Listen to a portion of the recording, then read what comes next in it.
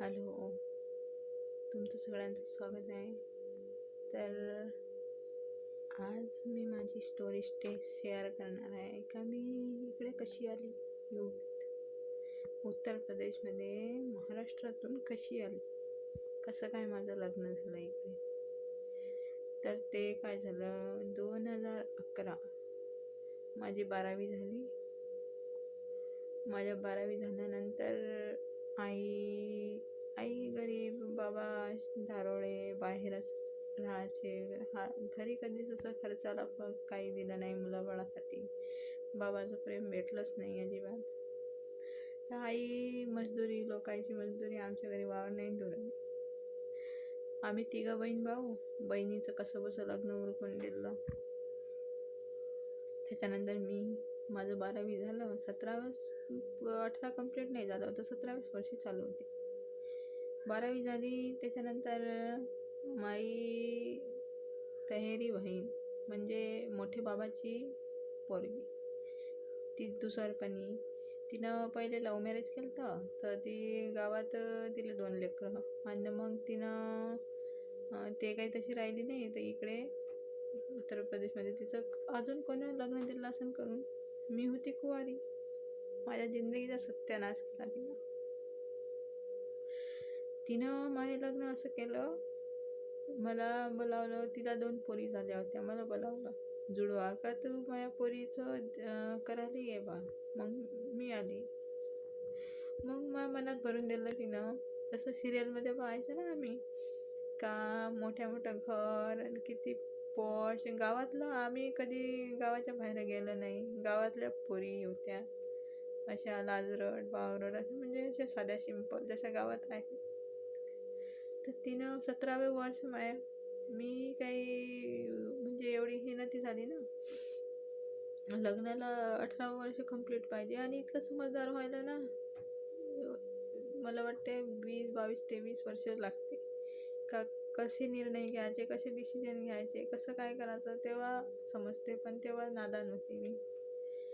आणि मग तिने मला बोलावलं इकडे 2011 मध्ये ऑक्टोबर महिना नाही, नोव्हेंबर महिना 29 तारीख नाही, म्हणजे 3-4 दिवस अगोदरच 26-27 तारीख असं समजा. तर तिने मला बोलावलं.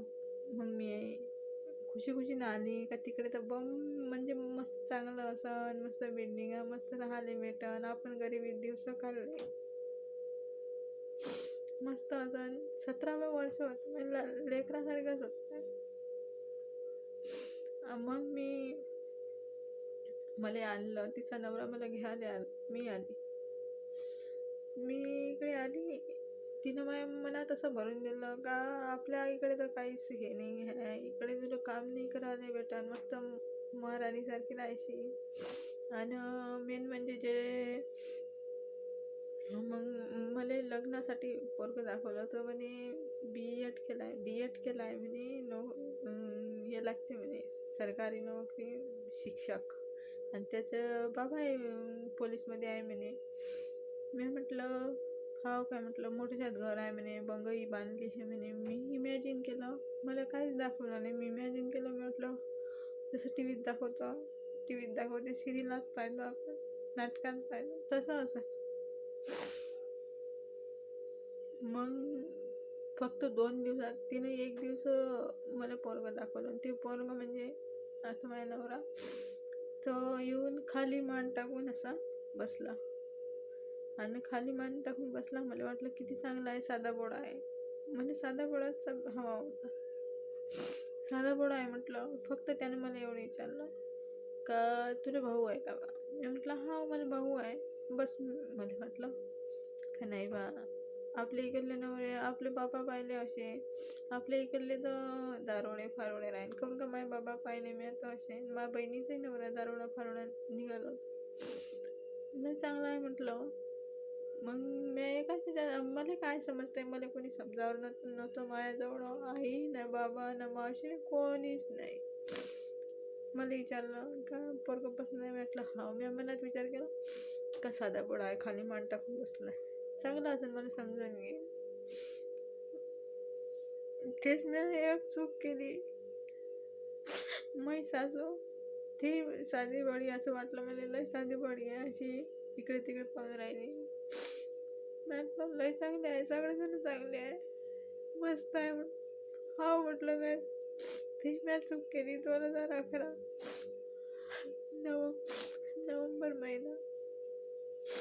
लगेच 2 दिवसात तिनं माझं लग्न उरकून दिलं.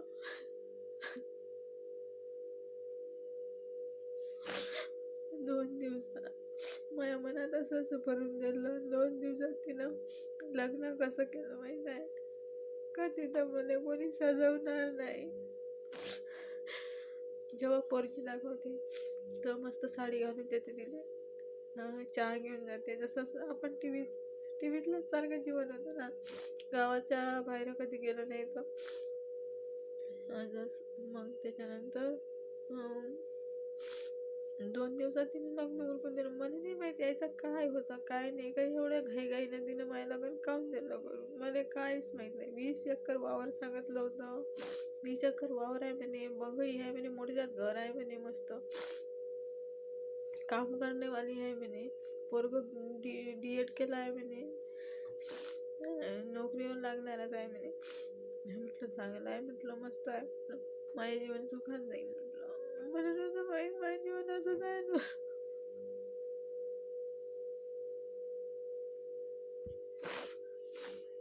हे बघ तिनं टाकलं आहे वरतं. टीनं आहे, टीनं. हे उत्तर प्रदेशचं घर आहे, टीनं आहे वरतं.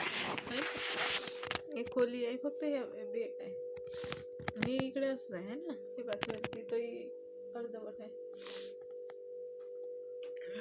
आणि मग काय तिनं मायवालं लग्न करून दिलं. लग्नात काय मेहंदी काढणारी कोण नाही, हळद लावली अशीच, कोणी बोलावलं नाही, कोणीच नव्हतं. आणि मेहंदी म्या हातानं काढली. माझे एवढे स्वप्न होते किती चांगलं लग्न होईल म्हटलं. चला जसं तसं झालं. मग मी जेव्हा त्या गाडीत बसून नवऱ्याच्या घरी गेली तेव्हा माझी म्हणते ना पायाखालची जमीन घसरते अशी, तसं झालं. काहून का ते असं घर होतं का मातीच्या इटाच्या भीती आणि त्याच्या खालून खरबूज असं, म्हणजे नाही ते बरोबर फरशी होती ना काही होती. इटाच्या भीती प्लेन आणि अशी खोली. म्हटलं हे काय, म्हटलं काय मला फसवलं म्हटलं. आता काय करू म्हटलं. आता तर म्हटलं आपल्या माईनं शिकवलं म्हटलं का लग्न झालं पाहिजे, नवऱ्याच्या घरीच राहावं लागते, जसं माईनं जीवन काढलं. मग काय मी धीरे धीरे धीरे धीरे ऍडजस्ट करायला लागली. काही दिवस बरे गेले, 1 महिना. त्याच्यानंतर मी आता जशी म्हणजे आहे दिसून राहिली ना, हे माझ्या बिमारी नव्हे मी झाली अशी, नाही तर मी अशी काळी होती बिलकुल, बारीक बारीक. मग काय 1 महिना चांगले राहिले. मग मला माझी सासू टॉर्चर करायला लागली का तुले समजत नाही का, जेवायला द्यावं लागते नवऱ्याने, दूध द्यावं लागते नवऱ्याला. मी काय पहिले लग्न केलं मला ते मला अशी टॉर्चर करायला लागली. माझ्या नवऱ्याला भडकून द्यायला लागली. नवरा रातचे 11 वाजेपर्यंत माझ्याजवळ बसायचं. मला कधीच नाही विचारलं का तू पहिले कशी होती काय होती, माझी स्टोरी कधीच नाही. आणि मायवाला तर कधीच नाही घेतलं. फक्त आला का झोपला, बायकोजवळ झोपातच काम राहते ना फक्त. मग बायकोनं काम केलं पाहिजे. लय टॉर्चर केलं मला. 2 वर्ष मी तिथं राहिली. मला असं टॉर्चर केलं का अलका कुबलचे पिक्चर राहते ना, ते तरी अरे नकली आहे सारे. मला रिअलमध्ये तसं केलं. मला इतकं टॉर्चर केलं की मला असं मारून झोडून मी अशी एका खोलीत पडून राहू ना, तर मला कोणी विचारे नाही का तू जेवतं का नाही जेवण. 2 दिवस उपाशी राहू मी. 2 दिवस आज मला आठवते त्या गोष्टी. 2 दिवस उपाशी राहिली का. त्याच्यानंतर ते माई सासू असे वावरात जात आहे, घरच्या वावरात असं हाय बिगे म्हणते, बिगे एकराचा 2 भाग राहते का 4 भाग राहते, ते आहे माघारी 2 बिगे का 3 बिगे एकराचा, 1 एकराचा. तर ते वावरात गेली तर मी पाहतो, मी म्हटलं खातो काही, भूक एवढी लागली.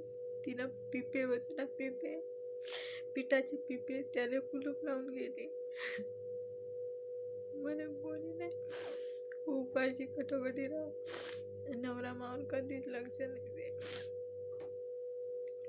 शेजारची अशी पोरगी होती, भाभी भाभी म्हणे, हिंदी बोलते ना इकडे, तर वहिनी वहिनी म्हणे ते भाभी भाभी. तर तिनं मला चहा आणि बिस्किट आणून दिलं होतं, आजही मला आठवतं. असे असे दिवस काढले, कधी उपाशी कधी काय. 3 म्हशी होत्या, 3 म्हशीचं गोबर तापायचं, गोबर काढायचं, शेण काढायचं, शेण थापायचं, गौऱ्या बनवायच्या त्याच्या. मग सकाळचा स्वयंपाक करून द्यायचा त्याच्यासाठी, सकाळचा नाश्ता काय खावाले काही ढगाचं नाही, फक्त कोल्हे पोया लोणचं. आणि दुपारचं जेवण उन्हीत होती एक चूल, त्याचे करायचं 12-1 वाजता द्यायला, ताजं द्यायचं. आणि पुरा दिवस मग भांडे कुंडे जाडजूड शेणा हे म्हशीचं करायचं. पुरा दिवस मी अशीच राहायची, 2-3 वर्ष मी असेच खाल्ले.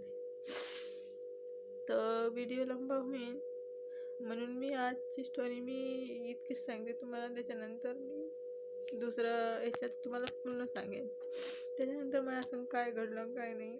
आणि हे माझे काही फेक कॉन्टेंट नाही आहे, रिअल आहे. रिअल जे आहे माझी परिस्थिती ते आहे. मला इकडे कसं माझं काय घडलं ते मी सांगत आहे, कारण की मला माहीत नाही मी कधी मरल. जसं मी शॉर्ट व्हिडिओमध्ये सांगितलं, माझ्या पोटात एक स्टोन आहे, गॉल ब्लॅडरचा स्टोन. तुम्हाला यकीन नसेल तर मी तुम्हाला एक्सरा दाखवतो.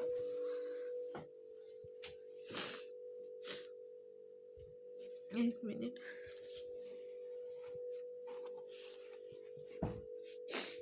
एक्सरा पहा,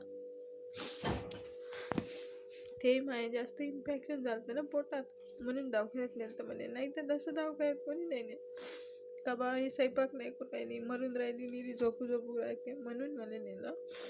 डॉक्टरीने सांगितलं का एक्सरा करा, म्हणून माझा एक्सरा केला. बा मी दाखवतो माझं नाव, तुम्हाला खोटं वाटेल. माझं नाव आहे, इथं उलट दिसत आहे,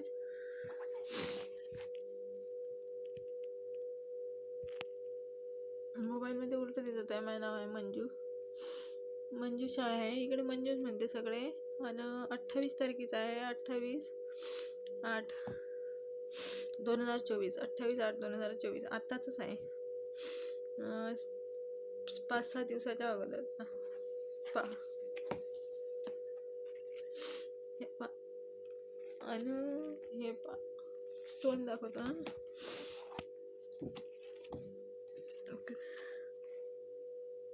मला असं साथ देणार नाही कोणी का तू हे बिमारी चांगली होऊन जाईल. मला 2 पोरी आहे, माझ्या फक्त पोरीसाठी जगायचं आहे, नाही तर कोणी नाही माझ्याकडे. याच्यात बरोबर दिसतच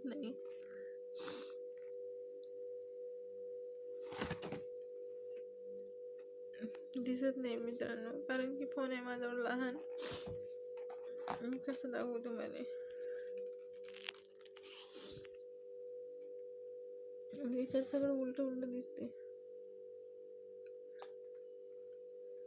गोल ब्लॅडर स्टोन हे बघा,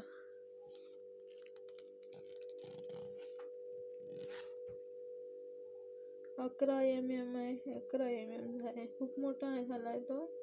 आणि मला काही त्रास होते, ऑपरेशन सांगितलं डॉक्टरनं.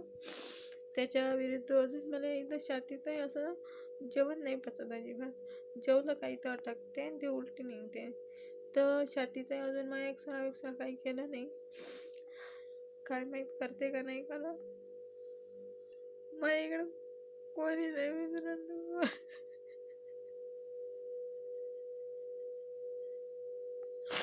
मी तर अजून गेली, मला कोणी विचारत नाही तू काय दुख दे, काय नाही दुख.